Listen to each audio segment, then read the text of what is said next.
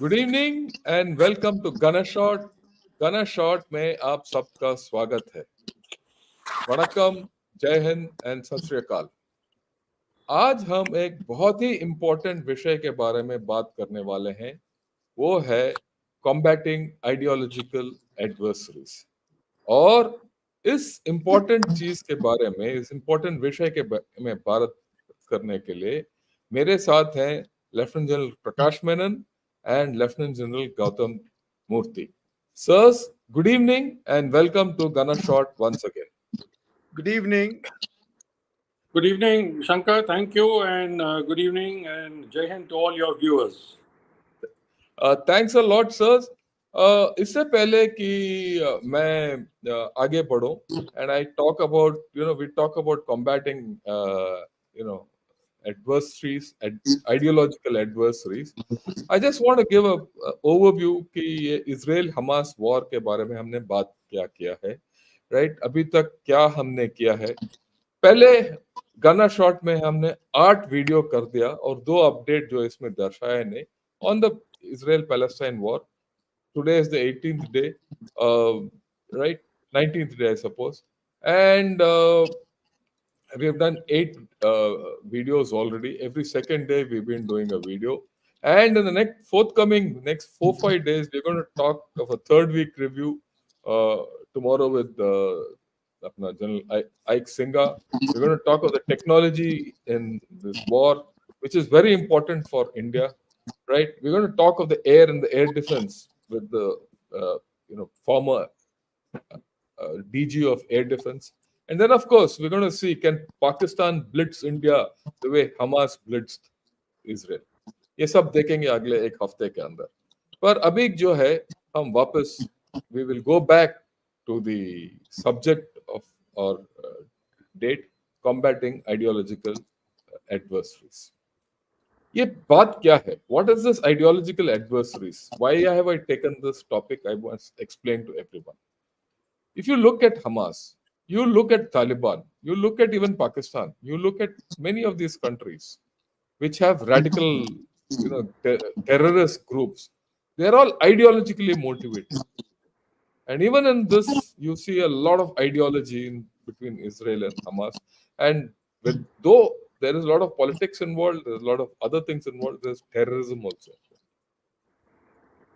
So ideology plays a big part in conduct of relationships between two nations, whether it's diplomatic or economic or even military. It's a tool for power. जब ये हालत है, हमारे सरहद के पार 2 nation हैं जो हमारे एडवर्सरीज हैं, वो एक पाकिस्तान और एक चाइना. एक Pakistan believes in radicalism, radical terror groups, and it sponsors terror, right? It's a state sponsor of terror. We have no doubt about it. On the other hand, our northern adversary, or the northern, whatever you call it, China, is completely a hardcore communist nation. Sometime, say around 2000 to about 2010, 12, 15, people thought that China was opening up reform and all that. But ever since Xi Jinping has come, he has gone completely ideologically back to the Mao and Marx kind of communism. And so we are combating a different kind of ideology across the Chinese border. So keeping these two in view, we need to know what ideology we need to do and how do we have to combat this. That is why I called to mature and knowledgeable officers who can handle this complex subject, because it is a complex subject. So what I'd request each of you, sir, is quickly, I'll give you a minute, you give your initial ideas about this whole business of combating ideology, and then I'll ask each one of you to take on one country each. So your initial views, General Menon, sir. Thank you, Shankar. I think we must understand that the human struggle is enclosed within the breeding ground of politics.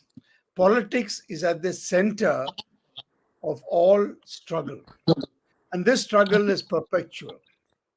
It's been part of human existence. It will continue to be part of human existence.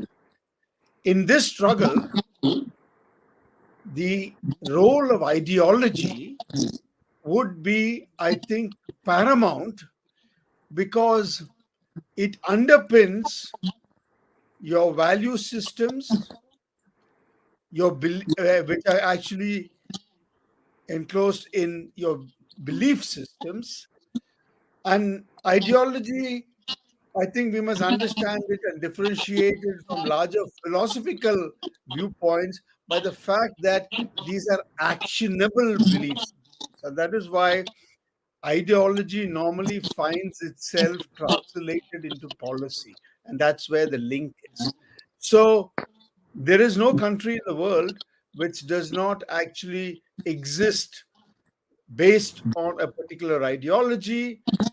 The question is, how do you actually confront the ideological orientation of your adversaries while still preserving your own belief systems? That, I think, is the central challenge.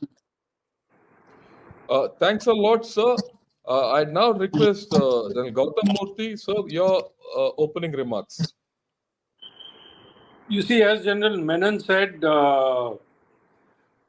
I would like to add something to it. Violence is inherent in man.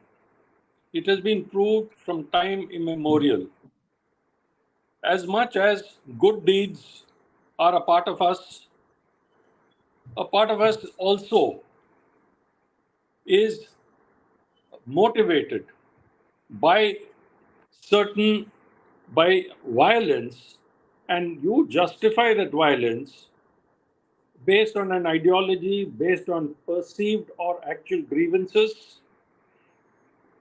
Men organize themselves, starting off from the olden days as tribes and clans, and it goes on and on. Today we have the Westphalian state, the nation state, which has divided people across, but there will always be violence. And one of the strongest justification for violence, for organized violence, is ideology. And ideology is a very powerful magnet. Whether you're using religion as an ideology, whether you're using politics as an ideology, whether you're using your grievances as an ideology, it is a very powerful magnet, not only to attract your society and your people to support you, but also to get your people, your men in uniform or not in uniform, to be willing to lay down their lives for this particular abstract or maybe not so abstract ideology. Right. Thanks a lot, sir, for your ideas. Ideology, as both of you have defined it, is a complex subject which motivates people to do something which is beyond themselves. Right. Very clearly, we have one ideology emanating from Pakistan and another ideology emanating from China. And we as a nation, as a democratic nation, who we believe constitutionally that we are secular, we don't have an ideology, right? And how do we counter these ideologies coming from the other side is the question which we have to answer.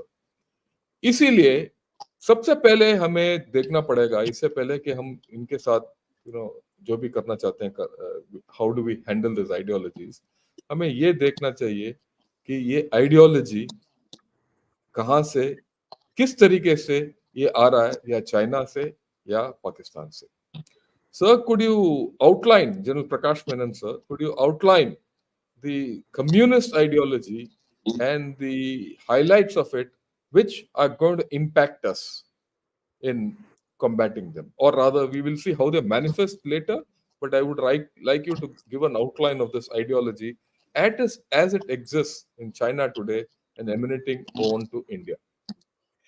I think when we talk about the fact that you're talking about the battle of ideologies, I think we should be very clear that it is not about our ideology versus their ideology.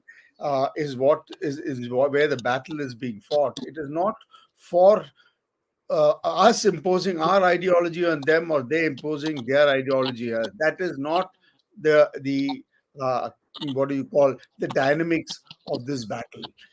But what I think we need to understand about dealing with these adversaries is their ideological foundation, because that gives us Yeah, an I idea. agree with you I, Yes. completely. I gives us an idea of how they think, what are their interests, and how they are likely to actually achieve it. So, from that point of view, when I look at China, which actually is communist, Marxist, Leninist state in different stages of having opened up, and as you said, now trying to retract. But the fact remains that it is a system in which it is authoritarian.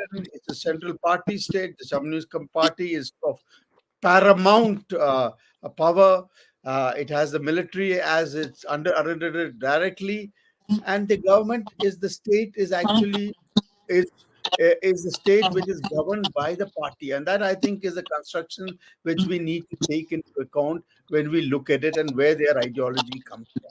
So the question really for us, as far as China is concerned, is that how much do we know of the ideological belief systems which today govern them, because some of them would have loosened over time. There is nothing written in stones about ideological beliefs, and how is that affecting their behavior, because that will give us an idea of what their intentions are. After all, when we ask ourselves why are they actually active on our northern border when they have so many other problems, we have to actually go down to see as to where does it come from, where does it originate. And when you look at that origination, it is in their belief systems. And I think in this particular case, as far as China is concerned, it sort of it should be clear to us by now that it comes from the fact of their conception of the world order itself, and the fact they consider themselves to have been victimized, colonized, abused, and they want to come back where they think they rightfully belong in the world order.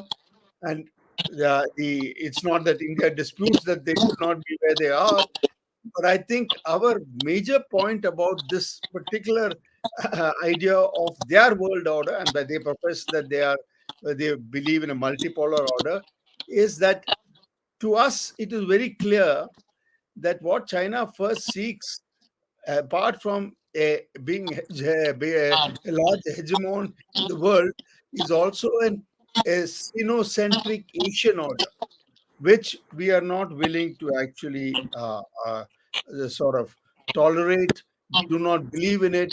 And I think if we rub up again, when we're rubbing up against the Chinese in ideological terms, it is about this their larger struggle at the global level and their larger struggle at the regional level. We are involved in both. And we are involved at the higher level because of India's size, its heft, and the fact that we are not a small guy, we can be wished away, we can be a spoiler in the works. And their greatest fear about us is that in this struggle, we actually shift our way towards the West. And that has always been their fear. So I think when we look at our problems, it is originated from an ideology which is rooted in what is the type of world order which we believe and they believe. It is from that struggle the others actually, that is the source of all the other problems as far as Yeah, China is. would you say that दे जो इनका जो civilizational outlook है और इनका जो belief system of communism also contributes to this ideology, which reinforces their uh, outlook on the Sinocentric world order. That's one. The second part of this thing is, if you go back in times, Mao always thought that the world order was to be decided between USA, USSR, and China, and India was only a peripheral state. And the conception which Xi Jinping thinks takes it a little further, where if he's looking at only states running the global order, he spoke of the D2, right? In which India doesn't have a part to play at all. And like you rightly said, in Asia, there's only one sword which can be in the sheath, and that's China, and India has no place. So, do you think that their ideology is driven by these factors also? No, absolutely. I mean, the civilizational factor, the very fact is, if you look at what they actually have said, that they are the, I mean, after all, they're supposed to be all under the heavens. I mean, that's the word Yeah. which they actually use.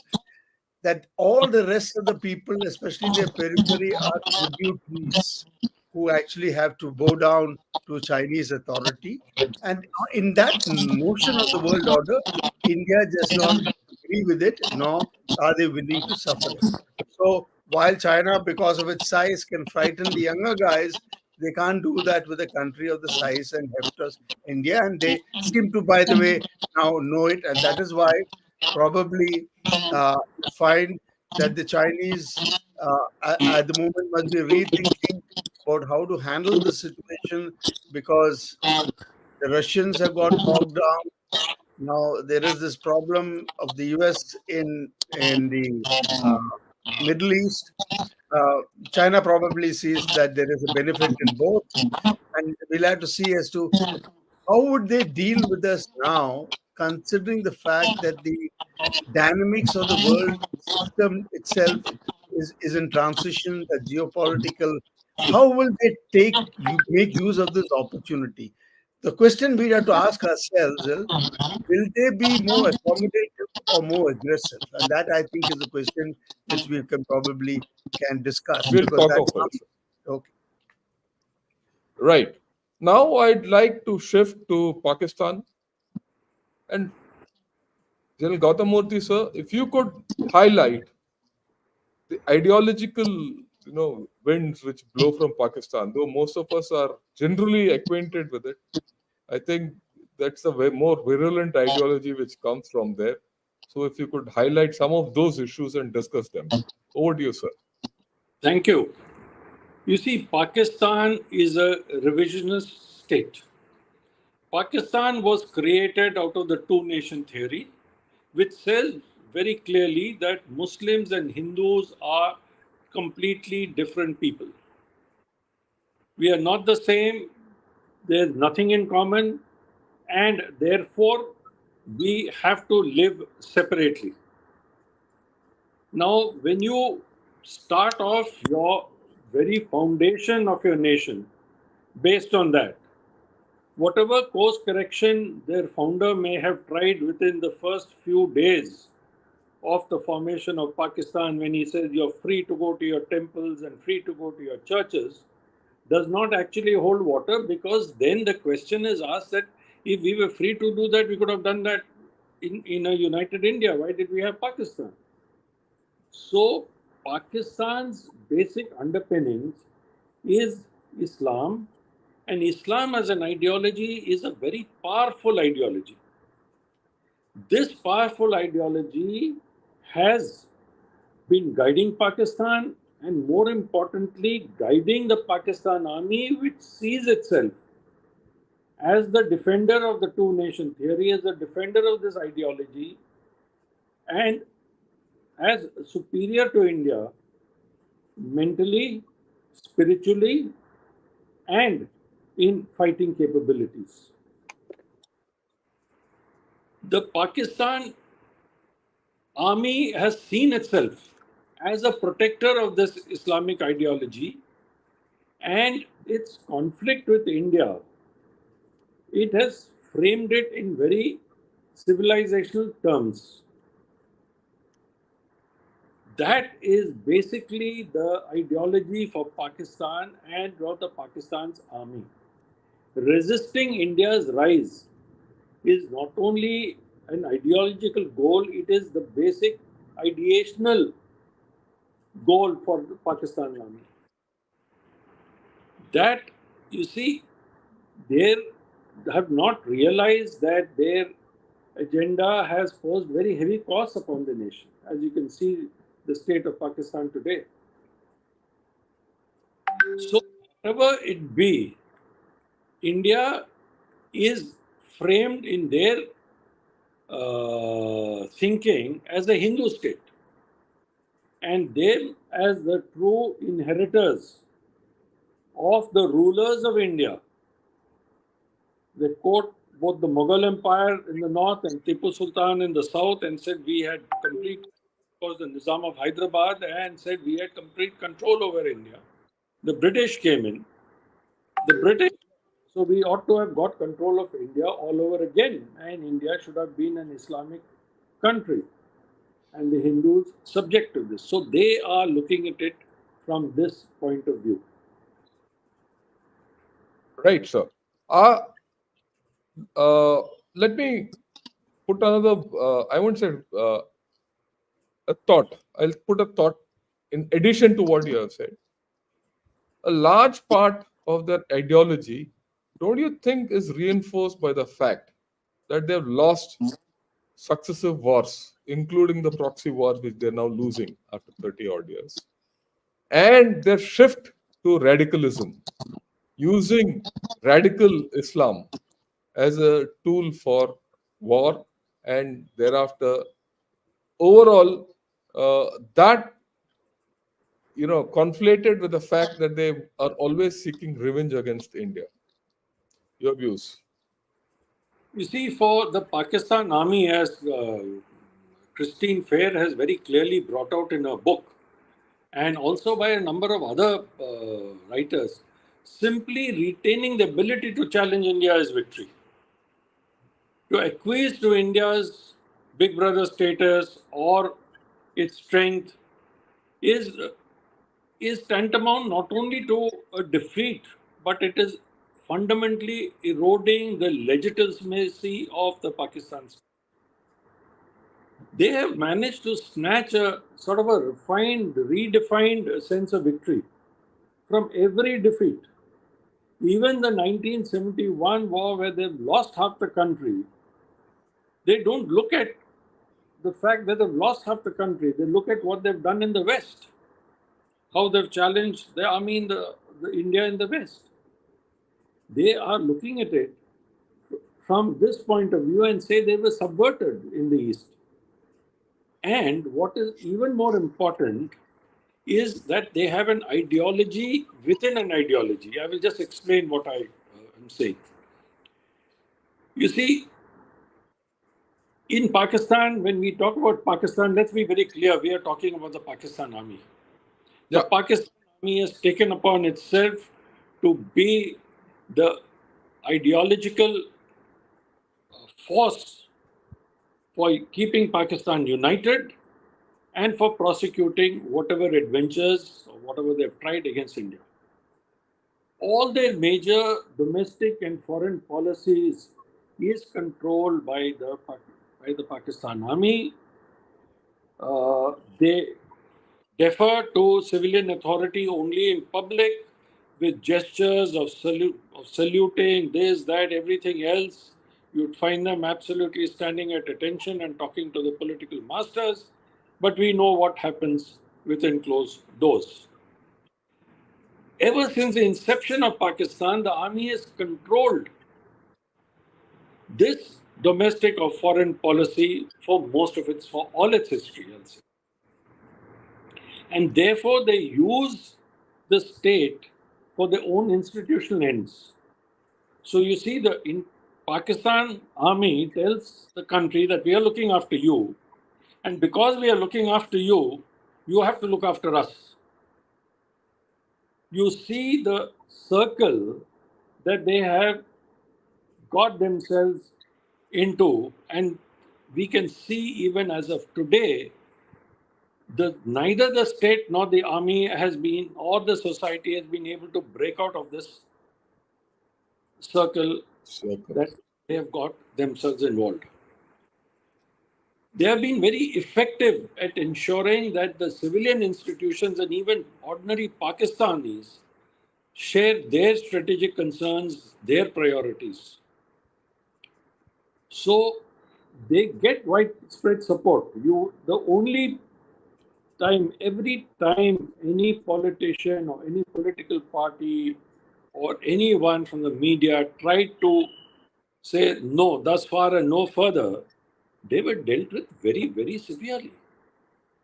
And therefore, the people of Pakistan, the society of Pakistan, political parties of Pakistan find it expedient to go along with the Pakistan army.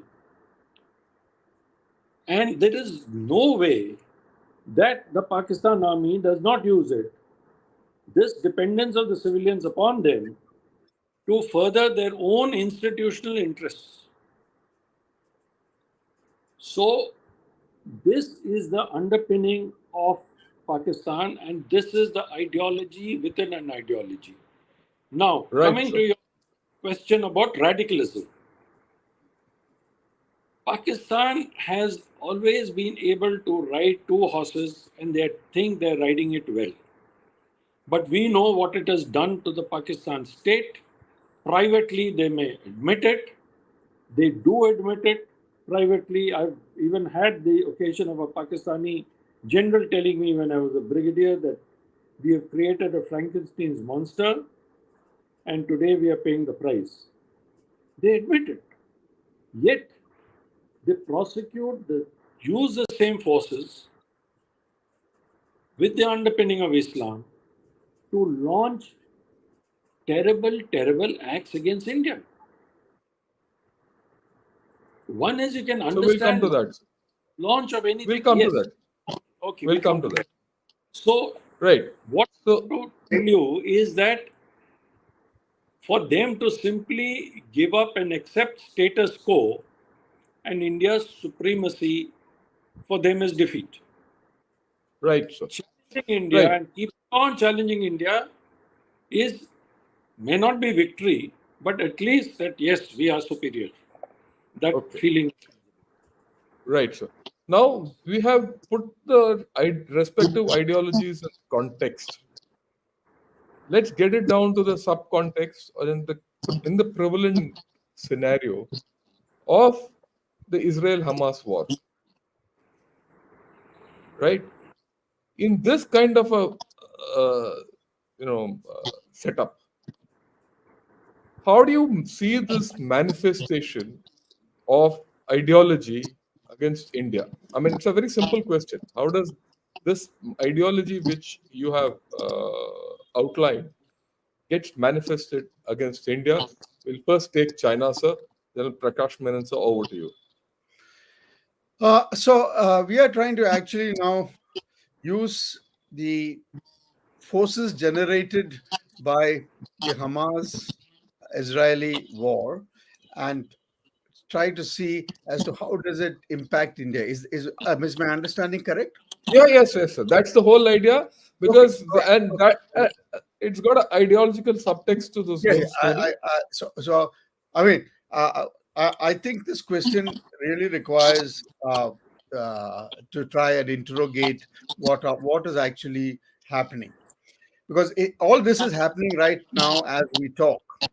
Yes, And sir. what has actually happened is there are two ideological clashes which are fundamental, which is about Islam and Judaism, which is there underpinning the Hamas Israel. Israel war. Okay. Now, these two clashes has in India generated a dynamic where our social media and many other platforms have now used this to actually lambaste the minority community, especially the Muslims in India, and try to show them in the poorest of light, obviously speaking from a majoritarian quadrant. And therefore, I think the larger effect is that it'll probably deepen what is an already existing state a degree. I mean, this can be, of course, this thing, polarization of communities, which has taken place in India for quite some time. So I think the effect of this war is again about widening the chasm between, uh, or let's say, deepening our communal fault line than what it was before. And I think that is what should be worrying us. Right. How do you see this impacting with the, or if you see the communist ideology transposing itself on this divide, and how do you see them exploiting it, or how do you see China using their ideologies to undermine us? I do not see China actually using this particular, uh, because China is doesn't believe in any gods in any way. So, Yeah, and I think at an economic level, our, you can say that we are doing pretty well in terms of trade. But I think the larger battle which is going on, which is about the global struggle, is what China is worried about. And in that, if you look at it, China would probably see that the American ability to strengthen us in defensive terms by actually giving us the wherewithal which it has promised, there are a whole lot of efficiencies, would probably be slowed down, because United States of America has to now cater for strengthening Ukraine and the Europeans, and now Israel. So that is going to take a toll of the aid that it can provide us, because for them the priority therefore changes. So let's be very clear about it, that what we were expecting may not go at the same pace. Although we'll have statements promising, but we must be now ready that this help which they were promising is not going to flow at the same rate at which we have. This will probably be one. And two, I think we will have a major problem about where we stand in what is going on right now in that war, because although initial statement of the Prime Minister was only to do with the terrorist act which was perpetuated by the Hamas, and he commented on that, but it was seen largely as India taking sides with Israel, which was really not the case, because later on it was yeah, balanced by it was outspoken, clarified. that it was clarified. But now, what would should be India's stance on the fact that if you look at the type of bombing which has taken place even in the last 24 hours, and the type of destruction which is being uh, put on the Gaza city, I think at some stage India will have to take a call and call it out, because what we are seeing now is a humanitarian disaster. Crisis developing And, there. even the United States Nations Secretary General today has actually made such a strong statement that Israel wants him to be sacked. The fact is, can India remain silent on that account? If it remains silent, won't it be seen as having being one-sided? Not because we are saying at one stage that we are actually we believe in this two nation theory. We have balanced in our approach, but if we don't take that call and we don't call them out, probably that may not look well with the people in our own country, and with the Islamic nations outside, especially in the Middle East. Right. So yeah, you outlined brought a lot of clarity. The ideology from China will not affect us directly, right? And uh, either diplomatically, economically, or anything, we have enough heft to handle it. But what will happen is that China will exploit this stand, or the duality of our stand, right, to their advantage. And the duality of our stand will also put us on the horns of a dilemma as to what is the further course of action in the international stage as we take it. And of course, the promised partnership, or I wouldn't say the promised partnership, the partnership with USA is going to slow down a bit, and we will see how it goes. But I think against Pakistan, we have a more explicit case, or rather a more direct case, where the Hamas kind of ideology can be transposed, and domino effect can happen on Pakistan. based on its past performance and past ideologies. And General Gautam Murthy, sir, how do you contextualize this in our context from Pakistan? All right. Firstly, about India's stand, as General Menon brought out, India had taken a balanced stand in the beginning. The Prime Minister, immediately at the end of the terrorist act, as soon as it came to light, I think the entire country's sympathies were with the victims and the citizens of Israel. But with the unrelenting aerial bombardment of Gaza and images of children and women and hospitals, or whatever may be the case, I mean, Israel may be right in saying it was a misguided rocket, but it is not facts that count, it is a perception that counts. This is a war also of perceptions. And over here, I'm afraid Israel has been the victim, but it is also on the losing side in the battle for perceptions. They may be making movies of what has happened and maybe showing how babies were burnt and everything else, but the images of unrelenting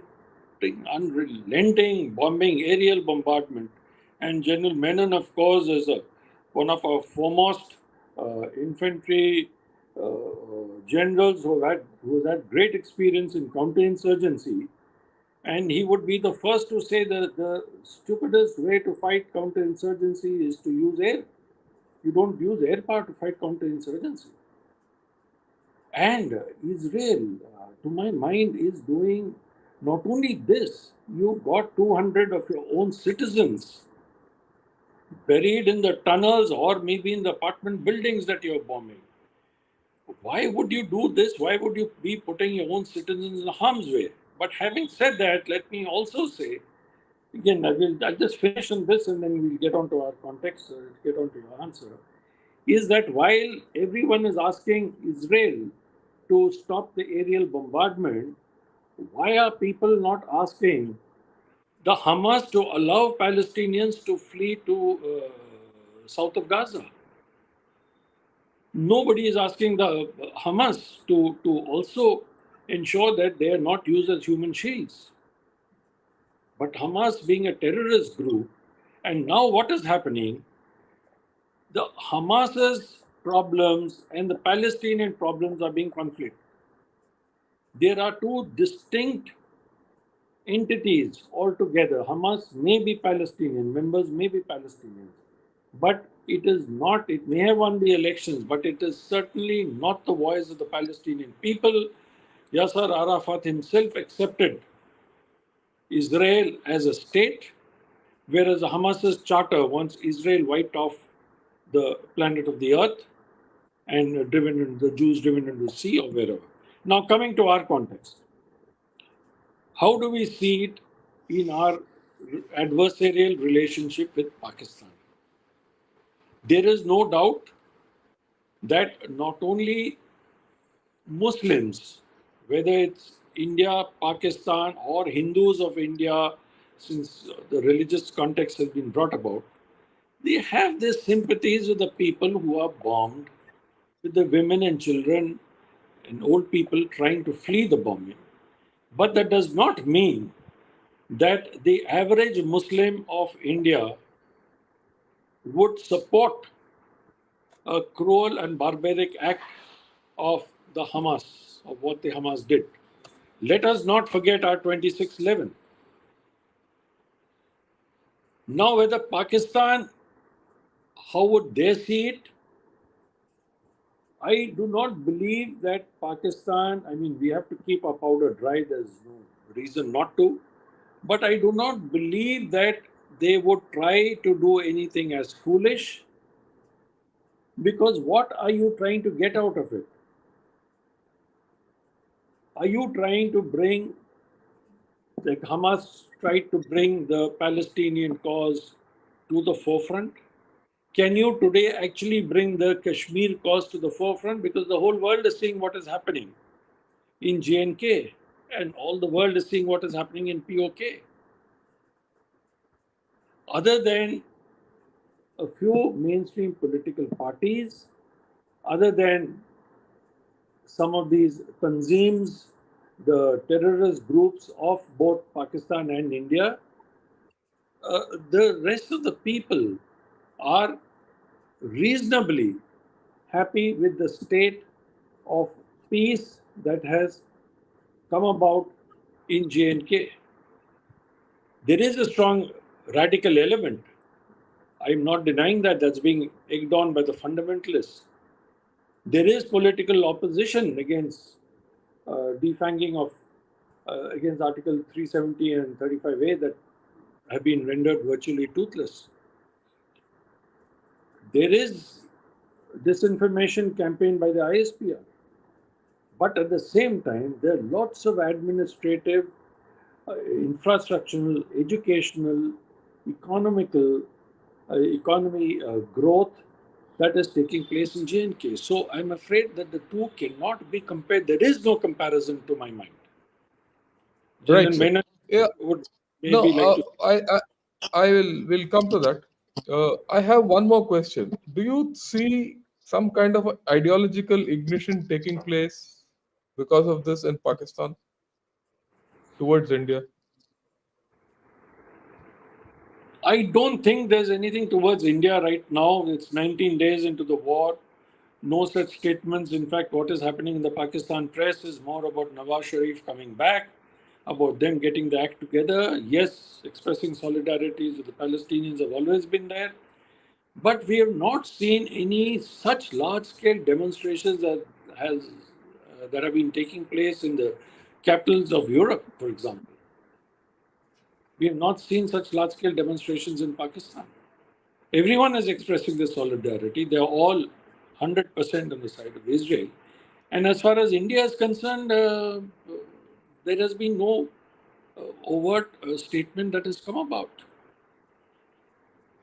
Right. Shankar, may I? Linking, Shankar, may I? linking Yes, the sir. Please go ahead. Okay. Please, sir. Uh, linking I'm in slight disagreement with what General Gautam has said. I think what we have to be cognizant is of that we can already see that it has inflamed passions of the Muslim community all over the world, and we Yeah, can that's see why I that. spoke of ideological ignition. Yeah, I, and I think to say that Pakistan will not be touched by that inflammation and some of that will not be directed against us, I think we should. I don't agree with that. Pakistan probably will get inflamed if it is not. It's a matter of time, and some of that energy will find their way towards India, is what I would actually think. No, okay. No, I would like to take it further. How do you visualize this getting directed, and how do you see it affecting us? Now that I think you have a strong case when See, we start I think, considering that. yeah, I think what we should be worried about, and that is, I think, before that, we should, I think, let me just clarify what my thoughts are on the issue of ideology and relationship itself between nations. They need not have a common ideology to actually cooperate and be operating Yes. together as long as they have common interests in mind. That is the only thing which matters. Sometimes interest will get distilled from common ideology. But in Pakistan's case, which is based mostly on a theocratic state as its nature, and from China's case, is it's based completely on political issues, which is of a global and regional nature.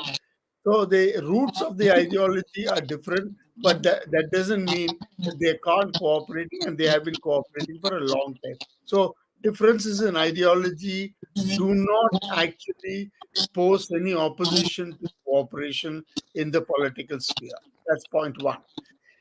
And therefore, what we should be worried about, and this I think it should what should be, I think, if there is an inflammation of emotions which takes place in Pakistan, and if China actually wants to create trouble for us, the They'll combination inflame. could be Yeah. could be actually a terrorist attack directed from or through Pakistan on us, ideally for them. on a religious target. They would expect that the Indians, who are divided in many manners, would therefore do it to themselves. They don't have to do more than that. And China could then make use of this opportunity to do more damage towards us in the northern border or wherever they want to do it. But this Oh is a yeah, strategic imagination.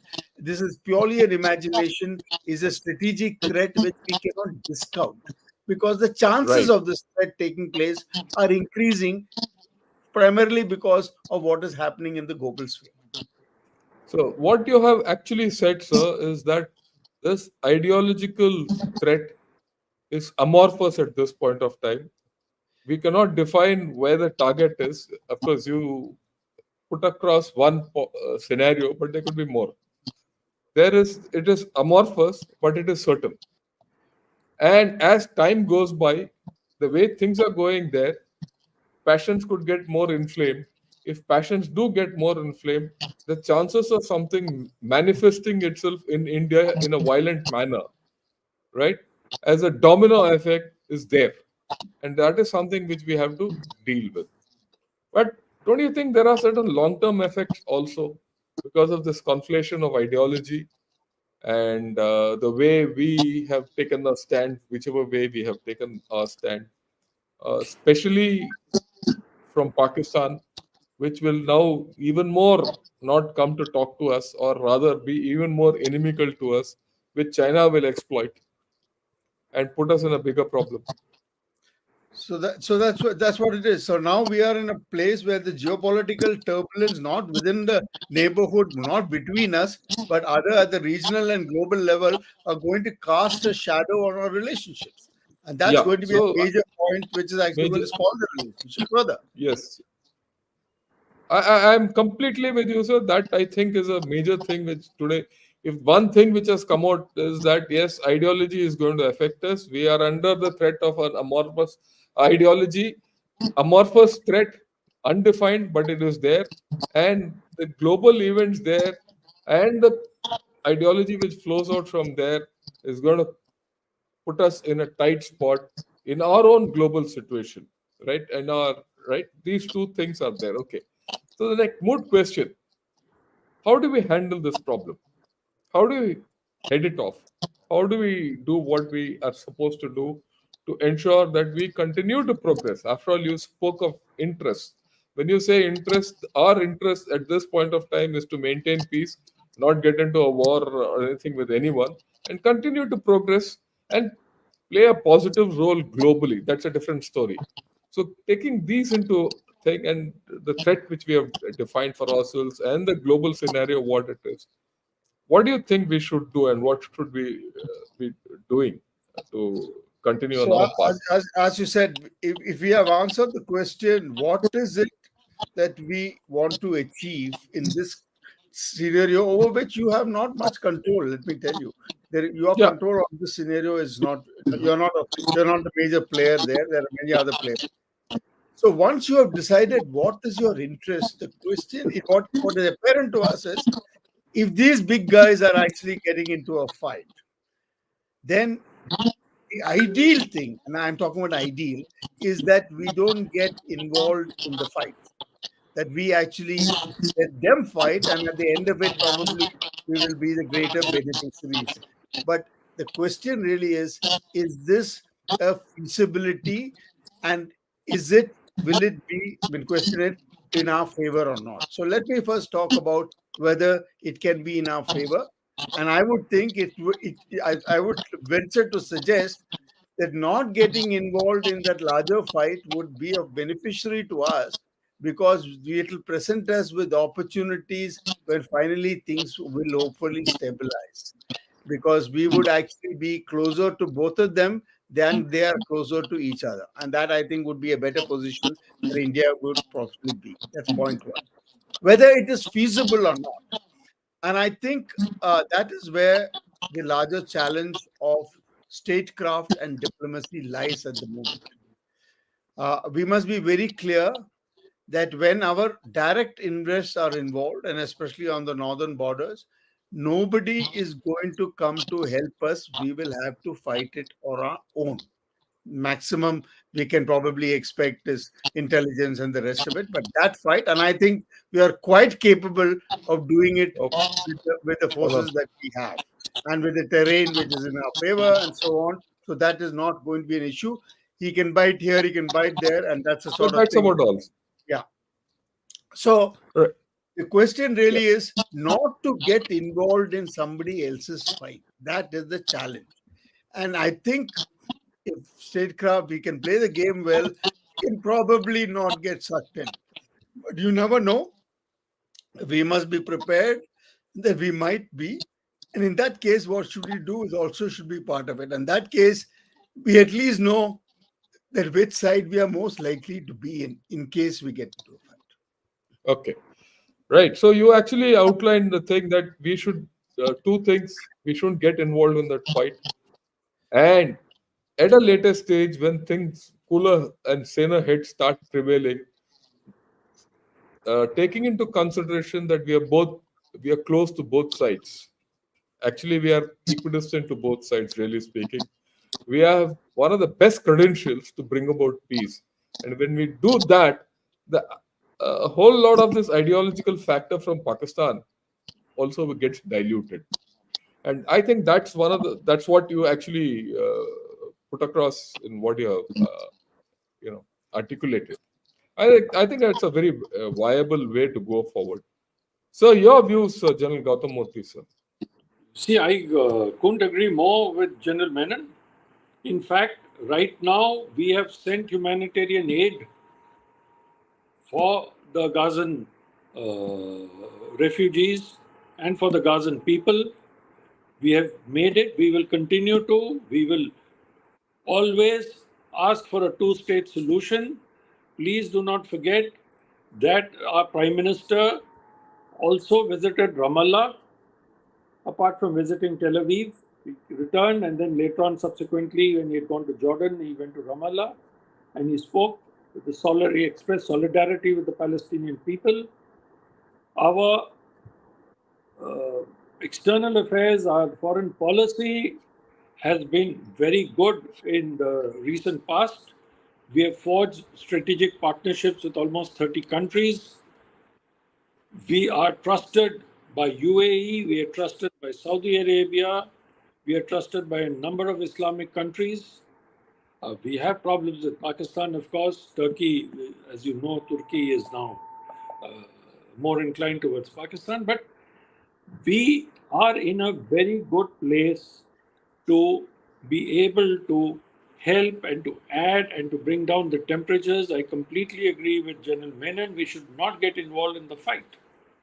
We should get involved in the peace process, but not take sides today. It is our core interests that count. We do not take sides. They would be pinpricks, must be ignored. Right. Thank you, sirs, for this wonderful discussion. We've gone beyond our own ideological frontiers, the ideological adversaries which we have to face. And one of the things which amply comes out is that we have to look beyond these ideological adversaries in the larger sphere, system in which we are operating, and that's where our strengths come in, and that's where we have opportunities also, and that's where we have some dangers also. So with this, sir, could I take a few questions, if you don't mind?